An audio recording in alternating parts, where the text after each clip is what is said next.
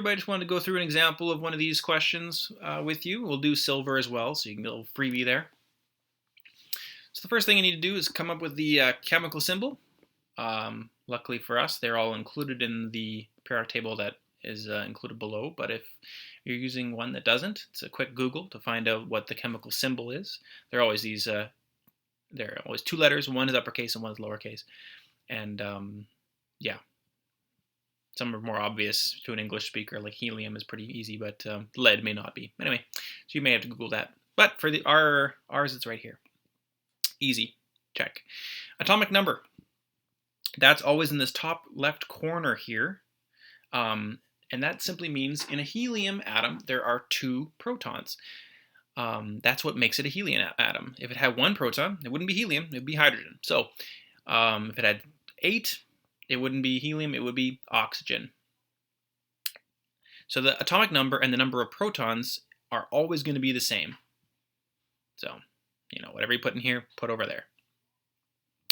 And to the same, in that same vein, the number of electrons is going to be the same as well, because all of these we're assuming are neutral atoms of this element, and so you need exactly the same number of electrons to balance the charge from the protons.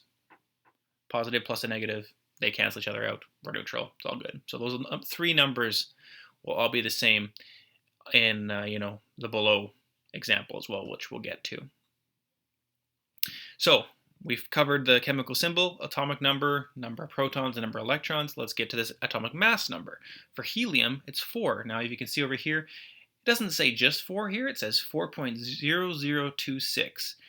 That's because this is an average of, tons and tons and tons of helium atoms. And once in a while, you get one that looks a little bit different. They maybe another neutron in there. But for our purposes, we're just going to round that number to the closest whole number. So here you got oxygen, which is 15.999. Yeah, you guessed it. That's just going to be 16, right? Nitrogen's 14.007. Hey, 007, right on. Anyway, but that's just going to be 14. We're going to round it to the closest number. So helium, rounded to 4. Now what this means is the atomic mass number is how many particles, so subatomic particles, are inside the nucleus of one helium atom. So in a helium atom, we know we have 2 protons, and the full number of particles is 4. Therefore, we know there has to be 2 neutrons because there's no other options, either proton or neutron in that nucleus. And so it's actually pretty easy, simple math. You just take the atomic number, right? Then take away the number of protons that are there. That leaves you with whatever neutrons you got in there left. Okay, now let's do silver as an example together. Okay,